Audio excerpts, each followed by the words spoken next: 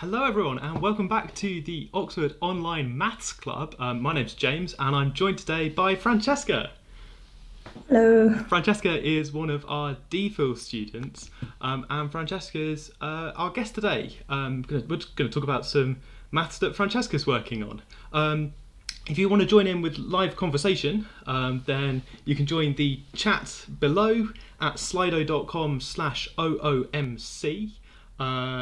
And I'm going to very quickly shout out hello to people in there. Hi to Stanley, hi to UN, hi to Athena Billy, people I saw in before, I was chatting to before we went live.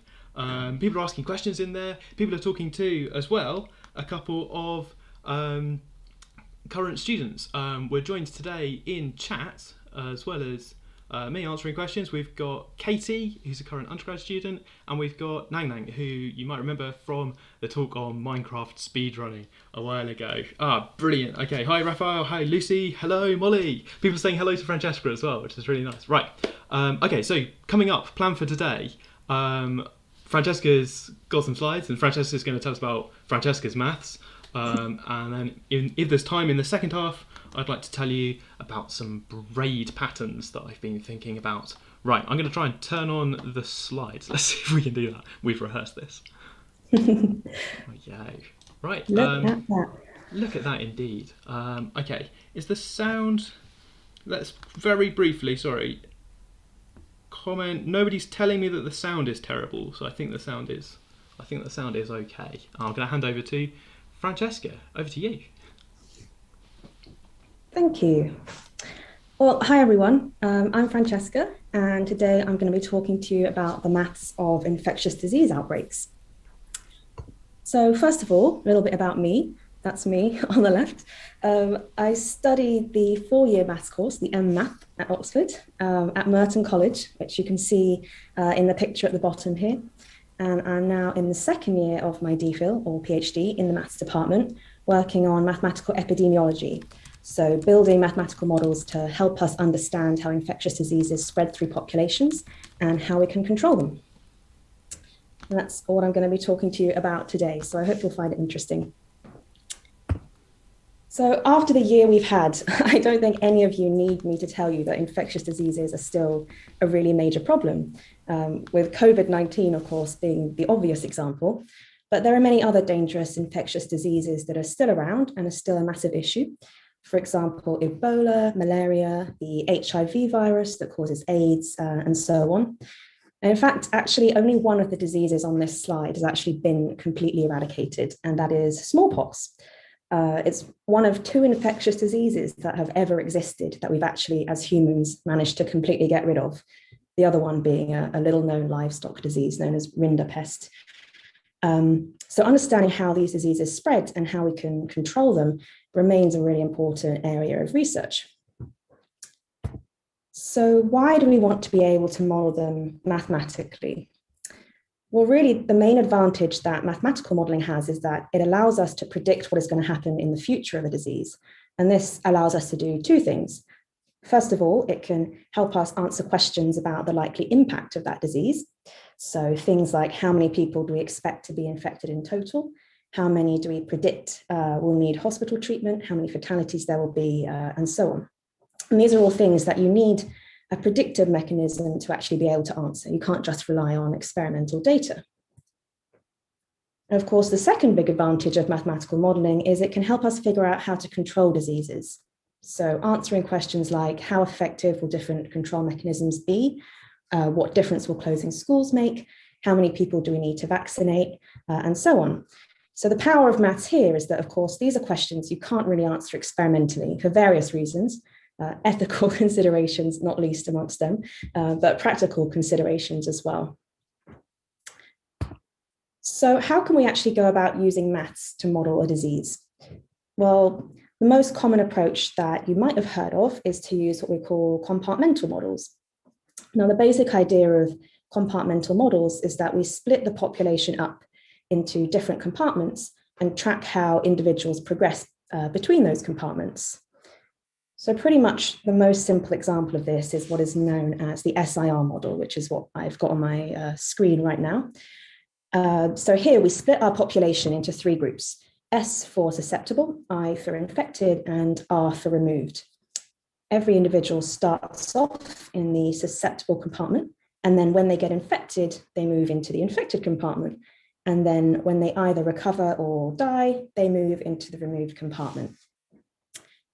And the rate at which people move between these different compartments depends on the specific characteristics of the disease in question and how many people are currently susceptible or currently infected. So, for example, here we can see that the rate at which people move from susceptible to infected is given by beta times S times I, where S times I is representing the number of contacts that are occurring between people in S and people in I. And beta here is a disease-specific parameter that's representing the probability that a contact between a susceptible and an infected person actually leads to an infection.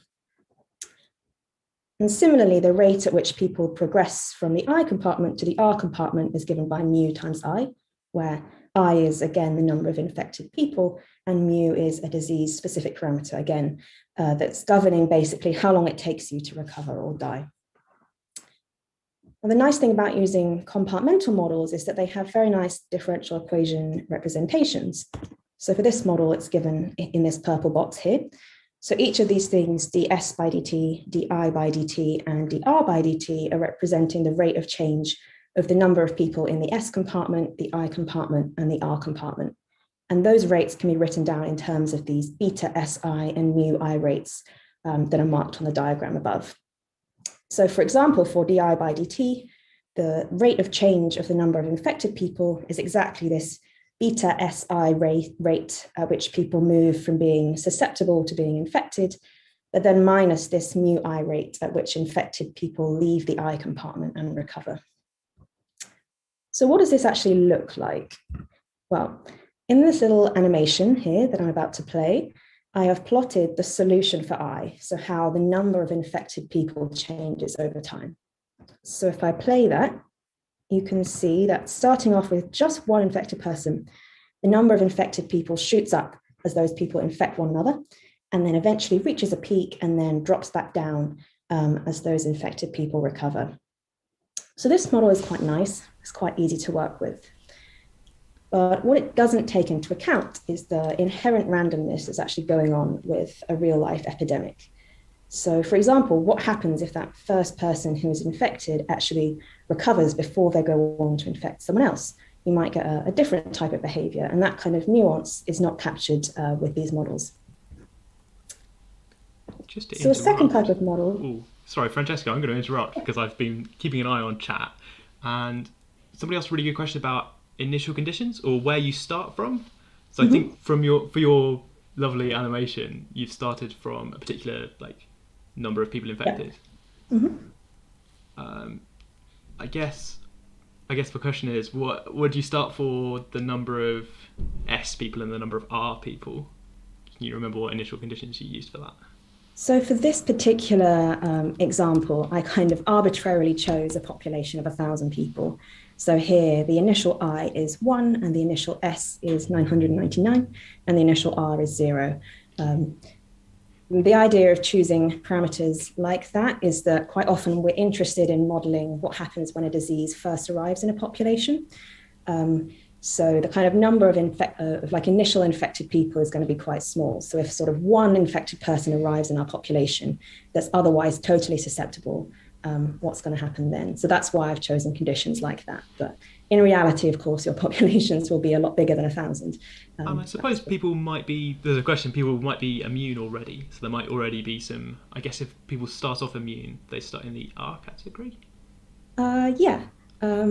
I think. But again, like I said, if we're modeling an emerging disease like COVID, when it first appears, people aren't immune. But of course, you're right that if it's something, for example, like measles, where people do have some immunity, then the number of susceptibles will start off smaller than it might otherwise. So yeah, it's a great question. And all of these things are very disease dependent. So you have to be kind of careful to choose your parameters and your initial conditions in line with the specific situation you're actually trying to model. And do we assume that people who are recovered are then immune in this model? So in this particular model, it's assuming that once you've recovered, then you can't be infected again. You can do an adaptation of this model where you kind of suppose that once you've recovered, you go back into the susceptible category. So that would be something called an SIS model. So as soon as you're recovered, you go back into S. And that works in a really similar way. Again, it just really depends on the specific disease that you're interested in, really, because obviously different diseases work in different ways. Cheers. Cool. Great. So, like I said, that kind of model is great in a lot of ways because it's quite easy to analyze. But it kind of does miss out some of the nuances of what's going on. So a second type of model that we epidemiologists like to use are what are known as stochastic or probabilistic models. So with these models, what we do, rather than using differential equations to describe the rate of change of the number of infections, what we do instead is we track the individual events that are going on probabilistically. So in this case, for the SIR model, at any point, there are two possible types of events that could occur, either infections or removals. So essentially what we do at every step is to think about these two possible types of events that could occur and figure out which one happens next based on how likely each of them are. So the probability of an infection or a recovery at any given time will depend on the transmission rate, which was beta, the removal rate, mu, and the numbers of infected and susceptible people. Basically, how it works is at each step, based on all of these factors, we can work out the probability that the next event is an infection or a removal, and then we essentially toss a weighted dice to decide which of these events happens. And then we kind of repeat this process to model the whole outbreak. So here I have a little animation of this process happening. And again, we're starting off with just one infected person. And the infection takes off and keeps going. And any minute now should hit a peak. And then we'll start to come back down again, exactly as before. And the difference here is that instead of having that really nice smooth curve, we have quite a jagged curve. And that's because we're tracking every single event that's happening. So every infection and every recovery. And that's why it's kind of going up and down a little bit, and it's not quite as nice and smooth as before. But putting that aside, overall, the curve looks kind of fairly similar to that nice smooth one we had from our differential equation model. But this might not always be the case. Why might that be? Well, the reason is if we start off with, let's say, just one infected individual, there's a certain probability that that individual will actually just recover before they infect anybody else. And then we won't get an outbreak at all, right? So here, for example, is another animation where something like this happens. So we see only a very small number of cases, and then the disease has just died out. And it isn't because I've changed anything about the system. All the parameters are the same. We're starting with the same number of infected individuals. It's just because of this inherent randomness in the system that means sometimes a disease takes off and sometimes it doesn't. So here in this next animation, we can see both of these things happening for the exact same system. So sometimes we're going to get large outbreaks, these big peaks, and sometimes we only get really small outbreaks. Okay. So I'm just going to play that again. And this time I want you to count how many major outbreaks or how many big peaks we get out of the total, which is 10. So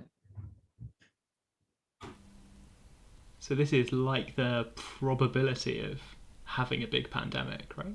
Because whether we've got a big peak or whether it just peters out straight away. Exactly, yeah. Oh, I didn't count. You said to count and I forgot to count. I hope someone in chat was counting, right? James wasn't counting, but anyone who was will hopefully have seen that we had 6 big outbreaks and 4 where it just kind of faded out and nothing really happened. But there's no guarantee that the same thing will happen if we just do it again another 10 times. So how can we figure out what's actually going on here? Are we going to get a big outbreak? Are we going to get a small outbreak? What is going to happen?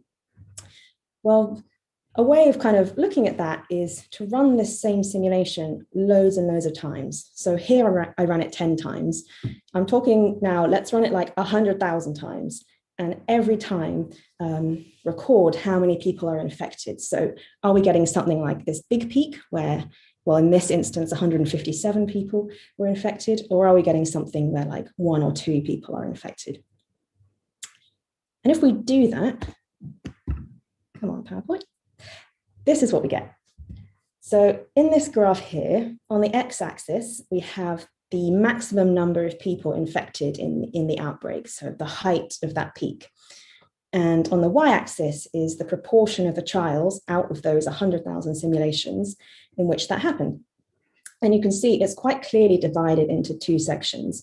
We have this big spike over on the left, which is telling us that these outbreaks with a very small number of infections, so between 0 and 10, are actually happening about 50% of the time. We're getting minor outbreaks where the cases are fading out quickly.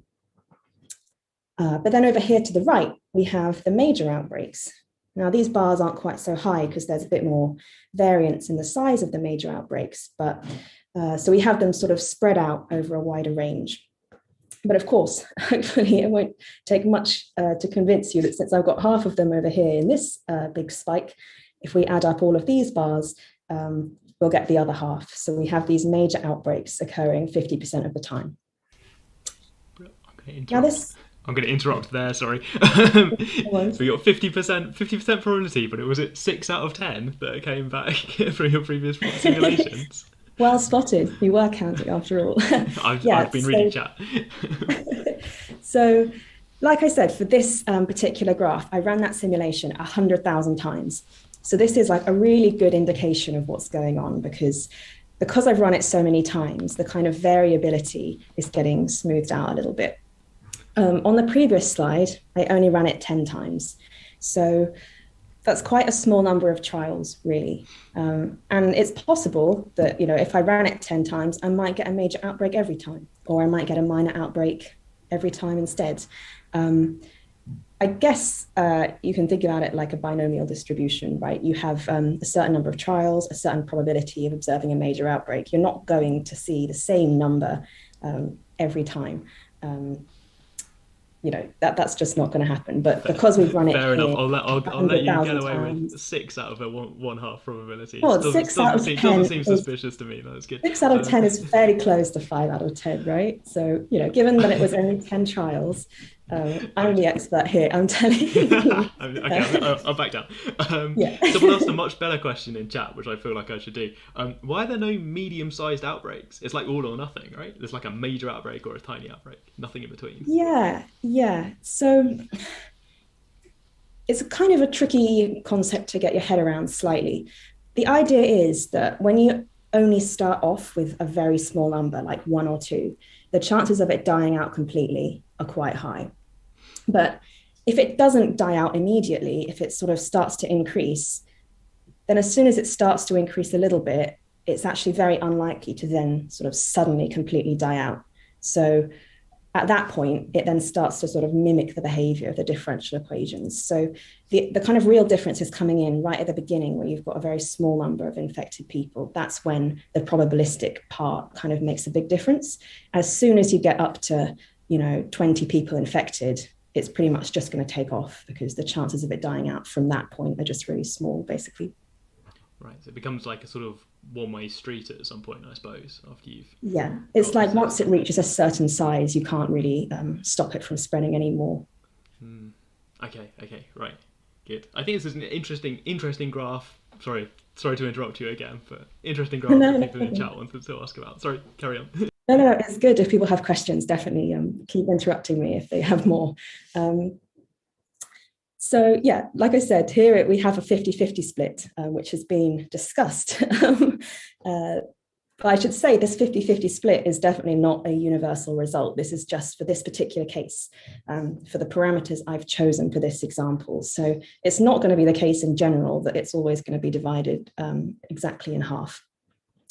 So the interesting question is, how can we figure out in general what the proportion of major outbreaks is going to be compared to minor outbreaks?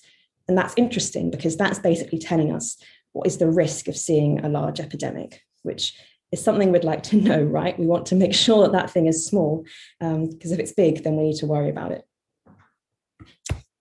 So this is where the kind of real maths starts to come in. So what we do is we introduce this notation Q subscript n to be the probability that no major outbreak occurs starting from n infected individuals. So it's saying how likely are we to be over in that massive spike on the left, given that we start from n people who are infected. So like I said earlier, we're often interested in what happens when a single case is imported into our population. What's the likelihood that that person triggers a big outbreak? So that the probability that they don't trigger an outbreak, we always think about it kind of in reverse. This is a bit easier to think about. The probability that there's no outbreak from one person is then given by Q1. So the question is, how can we work out Q1? Well, the trick is we want to think about the next event that happens. So if we start off from a single infected person, there are then two possibilities for what happens next. Either that infected person infects someone else, so there are now two infected people, or the infected person recovers or dies so that there aren't any infected people left. So how does this give us this scary looking expression? Well, in the first case, if the infected person infects someone else, then there are two infected people. We're basically then in the same situation, but starting from two infected people.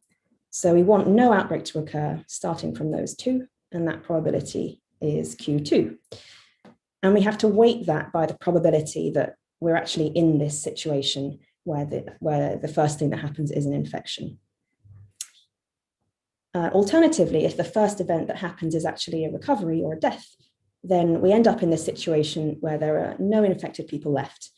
And then the probability of no major outbreak in that situation is Q0.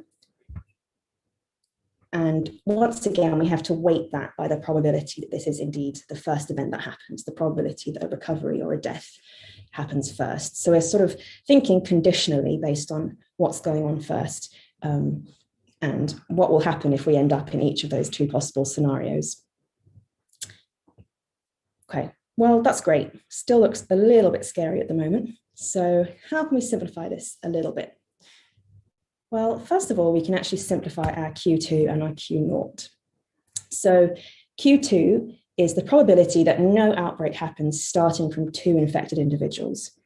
So that's the same as saying no outbreak occurs starting from the first individual and no outbreak occurs starting from the second individual.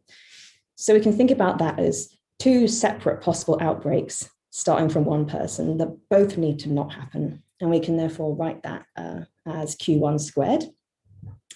So that's quite good because now we've got rid of something we didn't know and put it in terms of Q1, which is what we're trying to find. And Q0 is nice and easy because that's the probability that no outbreak occurs starting from no infected individuals. And of course, if there's nobody infected, we are guaranteed not to have an outbreak. And so Q0 is 1. And then we just have to figure out what are these probabilities, these blue terms, that an infection happens first or a recovery happens first. So it turns out these rates depend on the infection rate, beta n, where n is the total population size, and the recovery rate, mu, as shown here. So these are basically just two probabilities that add up to 1. So one of these things definitely is going to happen, and the exact balance between which is more likely is depending on parameters beta and mu. So now I've got that. This is great because what we have now is just the quadratic equation in Q1, which all of you hopefully know how to solve. So if we actually solve it, we end up with two solutions for Q1. We have either mu over beta n, or we have 1. So remember, these Q1s are the probability of no outbreak happening starting from one infected person. So the probability that an outbreak does happen, which is obviously what we want to avoid, is 1 minus Q1. So in this case, we again end up with two options. We either have this 1 minus mu over beta n, funny looking thing, or we have 0. Okay, so why might we pick one of these probabilities over the other? This is a question for you guys. I want to see if any of you can come up with the answer in the chat. I'm monitoring chat now. There's about a 20-second delay, so we're catching up on whether Q0 is 1 or 0. Somebody's just said this seems like the gambler's ruin, which is true and brilliant. Lauren came on a couple of months ago now to talk about gambler's ruin with a frog jumping on some lily pads. It was really great. I think it was in episode 2, if people want to go back and watch that one. The video is called something like Probability with Lauren. Anyone who saw that, this is like a really similar thing. It's a random walk, and we're interested in what's the probability of hitting 0. So it's exactly the same. There's some chat before they choose one of them. I've got to vote for it. Can't be 0. And there's some confusion about why Q2 is Q1 squared, or whether those two people could be independent and whether that makes a difference, or non-independent. Yes. You've made a very good point, which I was kind of glossing over. They've spotted it. You're absolutely right. Yeah, this assumption that we can write Q2 equals Q1 squared does make the assumption that the two people are independent, and that those the kind of possible outbreaks that they might trigger are independent. And of course, that's not necessarily a good assumption, because those two people that you start off with are fairly likely to actually be, related or friends or whatever. So it is a little bit of an assumption. It's one of those things that you kind of do in epidemiology a little bit, because it makes your problem tractable. And in general, it's kind of an okay assumption, because although you might be related to someone, you don't necessarily actually see all of the same people every single day. So, you might go off to work and start a little outbreak amongst your colleagues, and the other person might go to their different job and start an outbreak there. And in that sense, they are kind of independent. So yeah, it is a bit of an approximation, but in general, it works pretty well. So it's kind of okay. We can get away with it. So there's some votes for this not being 0. People are suspicious of the answer being 0 for the probability of an outbreak in your model. One vote for maybe this depends on n, that if n is really large or really small, then it might make a difference. Yeah, so whoever said that is closest to the answer. So the real kind of issue here is with this one on the left. It's only really valid if mu over beta n is less than 1. Because if it's bigger than 1, then this whole expression is negative, right? And a negative probability definitely doesn't make sense. So we want to avoid that. So what we basically do is take this solution in the case when mu over beta n is less than 1, and otherwise we take 0 to be the solution. Which might sound a little bit mysterious. There is a very good justification for this that's maybe a little bit beyond the scope of this talk. It can be justified mathematically, but it turns out that's what we actually do. So basically, when it's less than 1, we take this solution, and then when it kind of equals 1, you'll see these things are both 0, and then beyond that point, we just take 0 because our probability can't go negative. Okay, so one of them or the other one. Oh, sorry, go. No, go ahead. I interrupted you just to say one of them or the other one. The vote for depending on n. I think it might be worth reminding just quickly what the mu, beta, and n are. You've just combined them into the magical R0 thing, which everyone's heard of. But I saw one question asking for a reminder of what mu, beta, and n were. Yeah, of course. So beta is like the transmission coefficient, we call it. So it's basically like the probability that a contact is going to lead to an infection. And n is like the total population size, which here we're using because it's at the start of an outbreak is an approximation to the number of susceptible individuals. So this beta n, what it basically is representing is a measure of kind of how infectious you are. It's like the rate at which you're generating infections. And then mu is the rate at which you're recovering or dying, or basically you're not being infectious anymore. So what this is, this beta n over mu, is a ratio of infection rate to recovery rate. So it's how infectious are you divided by, or times even how infectious how long you're likely to be infectious for. So these things are kind of combined into this mystical creature that is R0.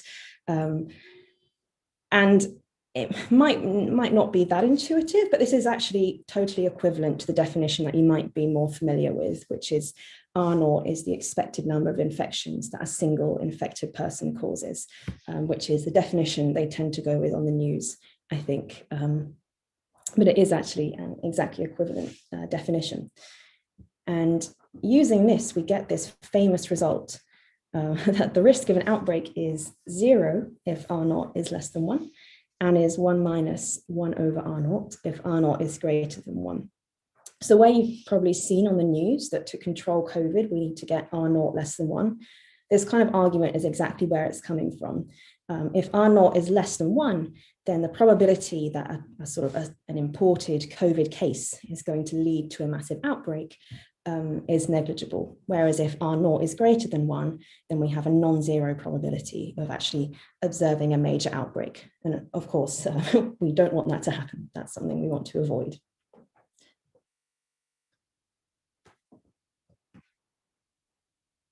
Great. Okay, so at this point, you might be thinking, this seems a bit too simple. Surely this same model can't hold for all those different diseases that I had on my slide earlier on. And you'll be right to think that, because in reality, all of these diseases have very different biology, which means modeling their transmission is actually a lot more complicated in reality.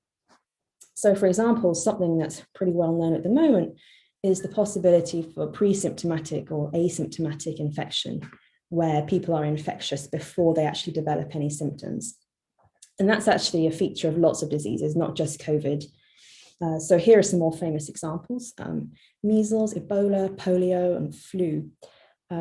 So to model these kinds of disease, we would basically need to extend our model to allow for another compartment that contains asymptomatic, or what is known in the field as cryptic, people.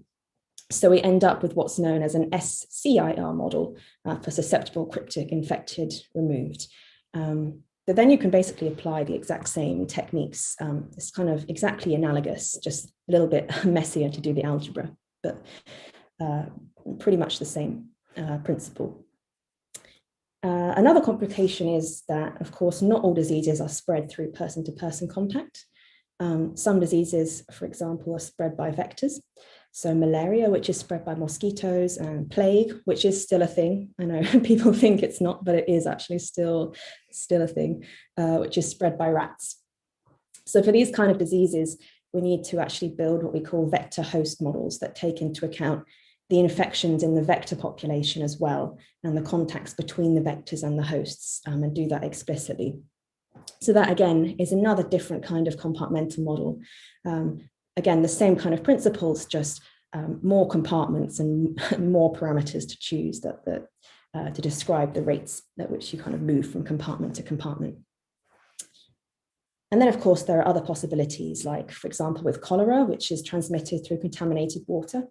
So for something like that, you might want to build a spatial model where the risk of infection increases with proximity to the source of the contamination. Alternatively, with something like the HIV virus, which is transmitted sexually, you might need to consider models that treat people of different ages differently, for example. And age is actually a particularly important thing to think about in general when you're modeling diseases, because people of different ages tend to contribute very differently to transmission. So on the right here is what we call a contact matrix, which is showing the average number of contacts a person of a particular age has with other people of different ages. And the darker the color, the greater the number of contacts. So here we see in particular that school and university age people tend to have far more contacts than older people do, perhaps unsurprisingly, and therefore potentially have more opportunity to spread disease. So you might think, for example, if a 20-year-old gets infected, the chance of them starting an outbreak is a lot higher than if an 80-year-old gets infected, for example. And with COVID in particular, it's also kind of well known by now that susceptibility depends on age, and so does your chance of being asymptomatic and therefore less infectious. So for COVID specifically, it's definitely really, really important to take age structure into account. And that's what I focus on in some of my research, building age-structured models for COVID-19 and looking at how that actually affects the success of different control measures we might try. But that's the end of my talk. Thank you so much for listening. I hope you found it interesting. And of course, if you have any questions at all, feel free to pop them in the chat and I'll do my best to answer them. There absolutely are questions, you'll be pleased to know. Thank you so much, that was really great. And I liked that you talked about your research at the end as well. And I think people are kind of interested. I've seen quite a few questions about making these models more complicated or putting extra stuff in. So I'm glad you put in a thing to say that the real world's really complicated and you've got kind of these different age groups. People are asking about how you might calculate the contagiousness of a pandemic, or how you might try and get these parameters that you've got in your model. That is an excellent question, because that's actually one of the biggest challenges that you face as an epidemiological modeler, is actually trying to choose these parameters in a way that's actually realistic. So, I mean, even for example, for the SIR model, that was kind of a pretty simple model. You have these two parameters, beta and mu, and how on earth do you know what those should be, right? And in order to actually estimate them, you need to have some real world data. So you need to have some measurements on, for example, the number of infected people that you're seeing over time at the start of the outbreak. And what you do then is you basically use some statistical methods to fit your model to the observed data. So you choose the parameters basically that give you the best match to what you've observed.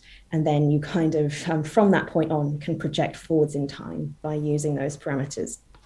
But it's actually really tricky because, of course, if you have something like COVID, which, you know, this time last year was an emerging disease, we didn't really have any data on it at all. So actually, for epidemiologists who are trying to model the start of the outbreak and predict what was going to happen next, this is actually a real problem, because if you don't have any data, there's real limitations on how realistic you can make your model. And that's why there was so much uncertainty at the start of the pandemic when people were modeling, and you know, there was a lot of variation in what people were saying. And this is because it's really difficult to make accurate predictions when you just don't have the information. So yeah, it's a great question, because we ask ourselves this all the time, basically. So yeah, good question. I'm going to do two more. One is a suggestion of more parameters for your model, which you can take or leave. But would the rate of infection be determined or affected by the density of a certain place's population? Yes, definitely. That's another really good question. So again, the SIR model is really simple because it's assuming that every single person is equally likely to infect every other person. And of course, that's definitely not the case. So if you live, for example, in London, and you're taking the tube all the time, you're going to be coming into contact with other people a lot more than if you live in the countryside. So yeah, the kind of transmission rates will vary depending on population density. And that is something that we have actually observed with COVID as well. I mean, you can kind of see if you plot cases on a map, they coincide quite nicely with urban areas. So yeah, definitely that is something else that you can try to take into account when you build your model. But the kind of trade-off when you do epidemiology is a trade-off between making your model more realistic and making it a lot more difficult to parameterize. So you can keep adding more and more things like age structure or adding extra compartments, but the more you add, the more parameters you have to choose, and then the more uncertainty there is. So it's a bit of a trade-off between making it more complicated and actually keeping it simple. Thank you. So someone's got 3 thumbs up just for saying, I'd never thought I'd look at biology again. I guess maybe content warning we should have put at the start, like Maths Club occasionally contains mathematical biology or other things. And in fact, people, I thought one person asking, how did you personally get involved in kind of mathematical biology, if you don't mind sharing? No, of course. That's a another great question. So I guess like a lot of you, maybe up until I actually went to university, I never realized mathematical biology was a thing. So at school, I did, maths, I did biology separately and never really thought about combining them. And then when I was doing my undergrad, there were these kind of mathematical biology options. And I was like, oh, that sounds cool. And one of my tutors was really big on, on math bio as well. So he kind of encouraged me to take them. And I sort of realized that there's this whole world where we can apply maths to biological situations, and not just for epidemiology. Like you can do all sorts of things in math bio. So in my research group, for example, there are a lot of people that work on cancer modeling. And you can also do some cool things with modeling how patterns on animal skins form. Like it's a really broad field. Epidemiology specifically, I kind of got into by accident almost, because I signed up to do a summer research project that was on epidemiology, because I just thought it sounded cool. And then I actually just really loved it and decided to keep going with it. So yeah, that's basically how I ended up reason here. to get roped into a particular sort of math. Seems cool, still doing it. Pretty much, yeah. One person's really keen to know what A levels you did, if you can remember. If you think. Yeah, of course. I did maths, further maths, chemistry, and physics. Ironically, I dropped biology after the first year of sixth form. Okay. And now I'm going to get all the A-level questions as well. If you ask admissions questions in the chat below, then I usually get to them after the live stream. After the show is over, I tend to sit answering all the admissions questions. There's one's just come in. James, please ask Francesca what A-levels she chose. We've done the A-level question. Yeah. We've got Francesca's A-levels. Would you say you've used physics A-level or chemistry A-level since? I would say I haven't really used chemistry, physics a little bit, because some of the modules I took in my undergrad and one of my dissertations was quite physics heavy. So I did need some stuff about forces and like Coulomb potential and stuff, if that sounds familiar to anyone. Not an awful lot though, but yeah, at risk of getting into like too much into like what it's like to study maths at university, but you do have quite a lot of options, and there are several sort of fairly distinct areas that you can go into, and there are quite a lot of mathematical physicsy type options and like fluid dynamics and that kind of thing. And I never really chose to do any of those modules. I kind of went much more down the math bio route. So yeah, I didn't really do a lot of physics, but you definitely can combine physics in a maths degree if that's something you want to do, definitely. There's a joke below that's got lots of attention that isn't non-mathematical biology, just leaves, which means that for the further reading, I'm probably going to try and find some mathematics about leaves to prove that that's also mathematical biology. I mean, you say that it's a joke, but this COVID or like human disease stuff is only really like half of my research. The other half of my research is to do with plant diseases. So I do actually spend half my time modeling how diseases spread through plant populations, which many people don't realize is actually a really big issue. Like plants are massively at risk from infectious diseases, and figuring out how to control them is actually really important. So yeah, you can laugh, but it's half my job to do that. So. Cool. Brilliant stuff. I'm going to let you split if you want to call it a day there. Thank you very much for your time, everyone. Francesca. We're going to try and do an awkward transition to me talking about a different bit of maths now, which is going to involve turning off and on lots of different windows and things. Give us 20 seconds to achieve all of this. Thank you again, Francesca. Great to have you with us. Thank you guys for listening. I hope you enjoyed it. Right. Okay. Bye. Right. Okay. I'm going to turn this bit of the live stream off. I'm going to hang up the Zoom call. Okay, right. Don't listen to this bit at home. This is admin. Okay. There we go. That's just me, and Francesca's free to leave. Bye, Francesca. Right, cool. Good stuff. Right, okay. That was really fun. I liked that. As I think a really good example of how you can take mathematics and apply it to different things, which is of course something people keep asking me about, how I ended up doing fluid dynamics. I was talking to someone in chat about that earlier, and in some sense having the opportunity to do lots of different bits of maths through a maths degree lets you have lots of opportunities to find out what you're interested in. Right, cool. Lucy likes the transition. Did you? I coded that. That was like, whoa, brilliant. Right, okay. It's going to happen again in a moment when the transit. Yeah. Oh, right. Okay. Any excuse to actually use the transitions, right? Okay. Here's my challenge now. I've got 15 minutes, and all I'm armed with is Microsoft Paint. This is the only technology I trust myself with right now. I'm going to try and entertain a live stream for 15 minutes just using Paint. Right, completely different topic. Fluid dynamics. Water is wet, and that's actually an interesting fact. Right, okay, and there's an admin question. Hang on, let's just fiddle with the setup very slightly. Oh dear, what do I want? I want that there. No, I don't want that there. Hey, there's the stream code. Please don't hack the live stream. Is it hidden? It's probably hidden. Right, okay. First rule of live streaming, don't show that bit on the live stream. We're probably good. Okay, right. If the stream gets hacked in 20 seconds, it's my fault and I'm very sorry. Okay, right, Paint. I've been thinking about these patterns you can make by crossing wires over each other. Essentially like knots or like tangled things. I've been drawing these kind of patterns where you have some spots like this.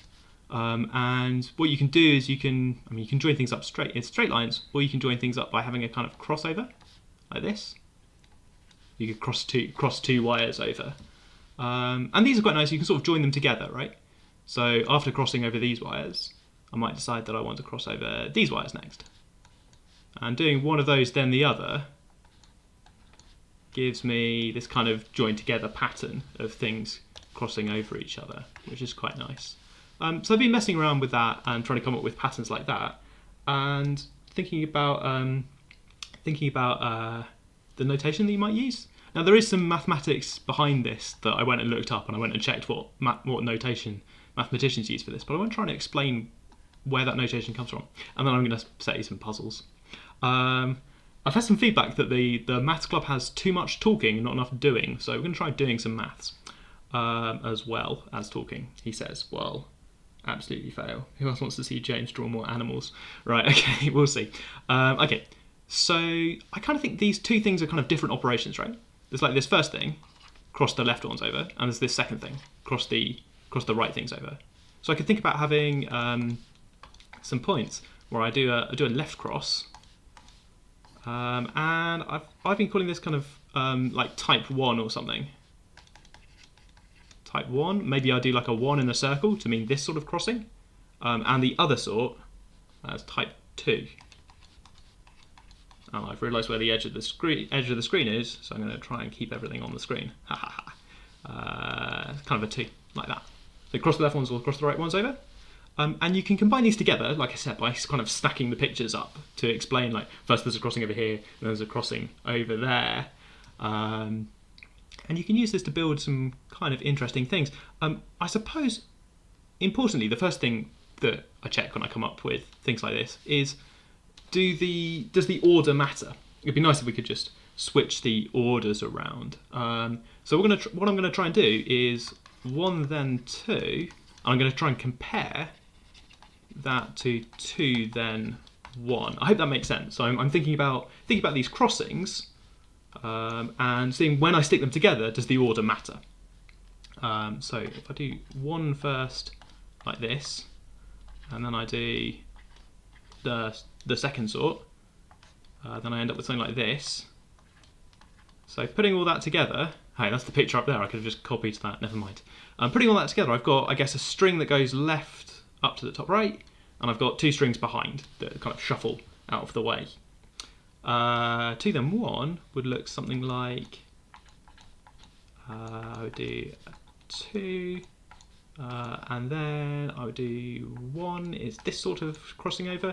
And actually this is different, right? Because this is the string that started on the right goes over to the left. And the other 2 strings move to get out of the way. Those are kind of not the same. These are kind of a bit different. These kind of have different effects on what's going on. Yeah, can there be a type 3 where we cross both wires going down? So if I swap the outside one and the inside one, so I thought about that a little bit actually. Let's think about Paint as I don't have a lot of space. So could we do a type 3 where we kind of swoosh like this to get the first one all the way over here, maybe that could be a different sort. I can build that. Here's the thing, this has got kind of two crossings going on, so I can build this out of the other, the kind of other ones that I've got. So I'm kind of building it out of these component parts of first do this swap and then do that swap. Okay. When is the collab with free science lessons, James? I checked out free science lessons. Seems really nice. Once people had stopped rickrolling me and I actually went and found the videos, seems like a nice resource. Good, right. Okay. So I haven't been entirely honest with you so far because there's actually a couple more sorts of swap that I could do. I've been quite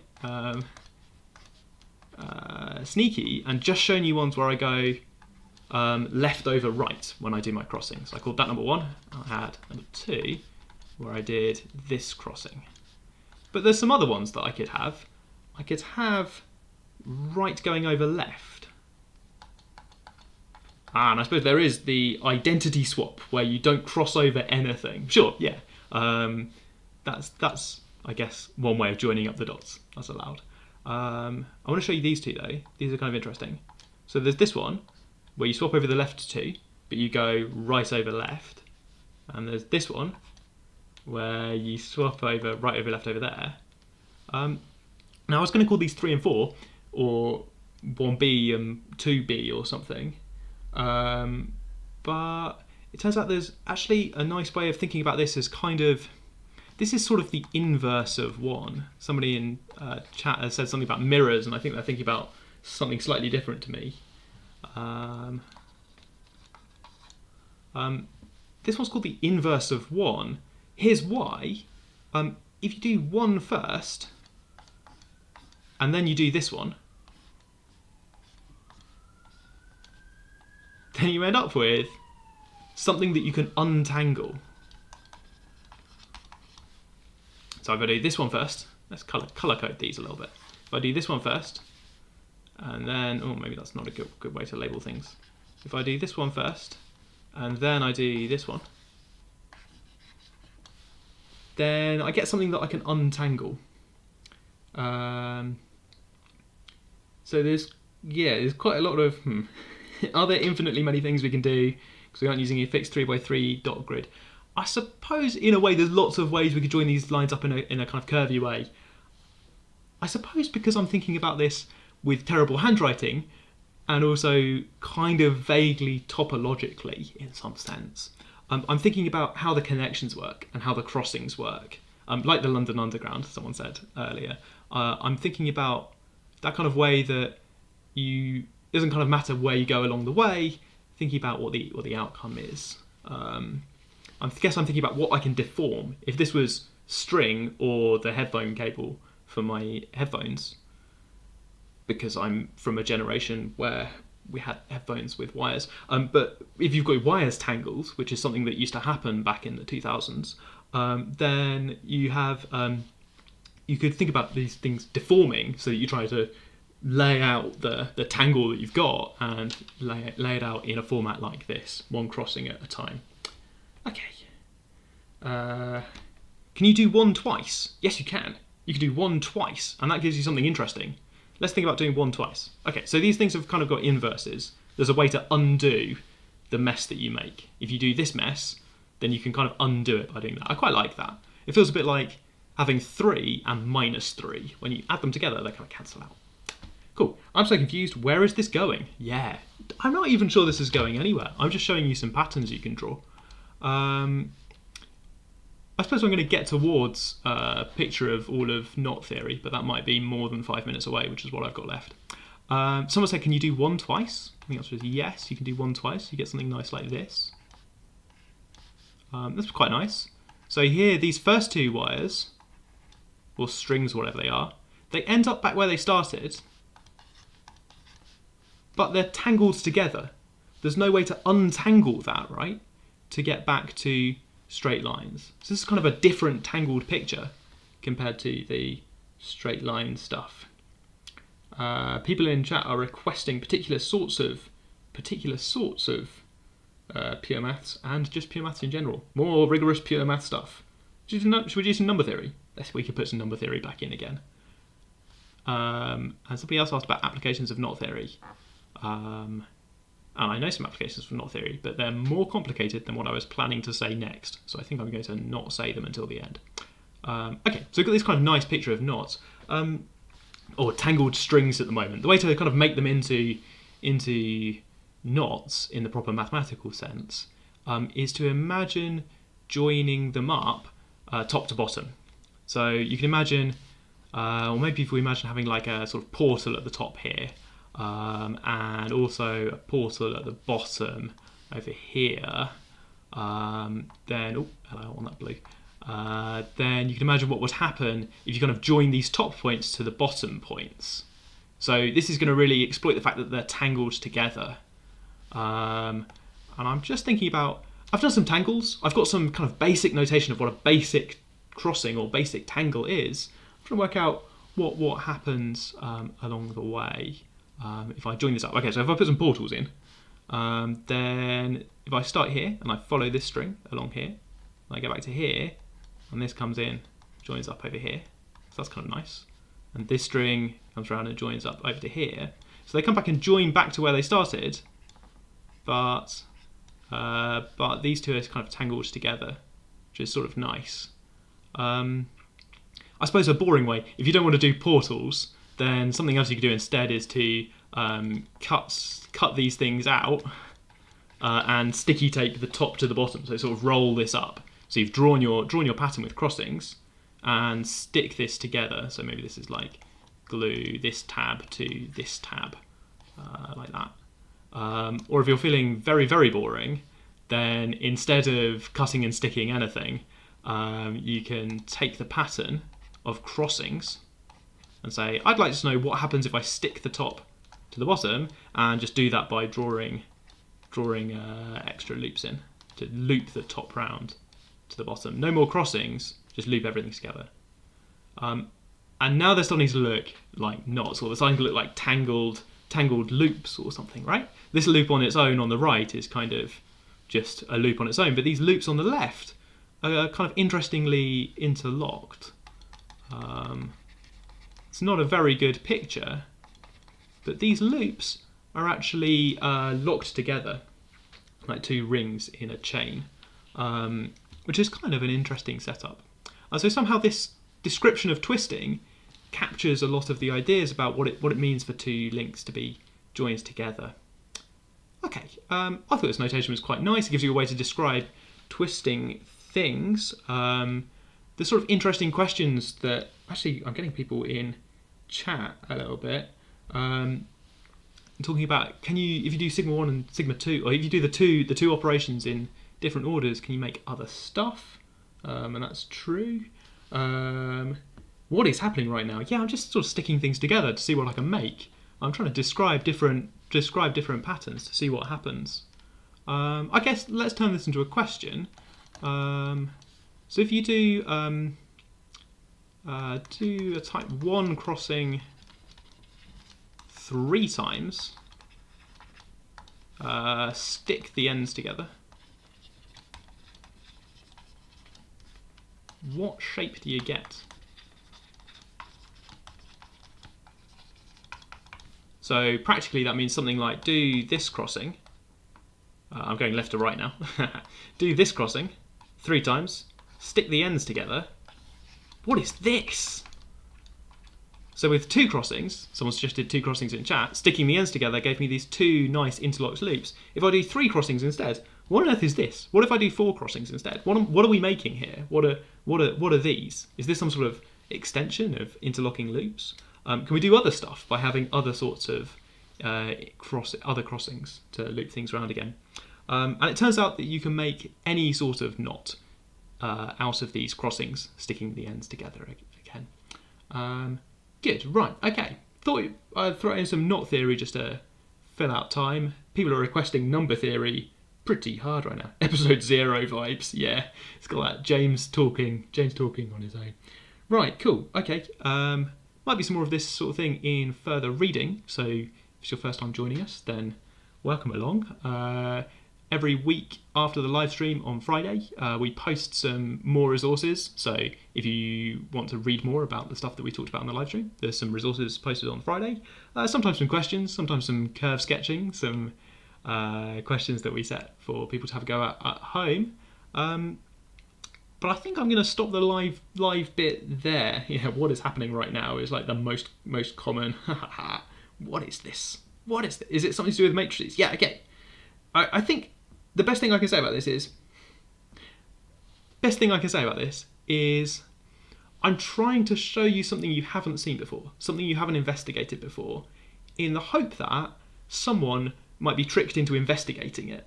And finding out what on earth is going on here. We've got kind of some elements of having some crossings and sticking things together. What are we building? What are we making? Because discovering new maths often feels like exploring stuff that doesn't make any sense. What is going on here? I've no idea. That's what it often feels like, rather than following a route people have already trodden. So if you want to practice that, find out what it's going like. Okay, right. Otherwise, I will see you in 167 hours for another episode of the Oxford Online Maths Club. Check out the further reading on the Maths Club website, link down below and in the YouTube description. And I'll see you around. Have a nice week. Especially if you're going back to school in the UK. Have a safe return to school. Right, cool. See you next Thursday. Bye.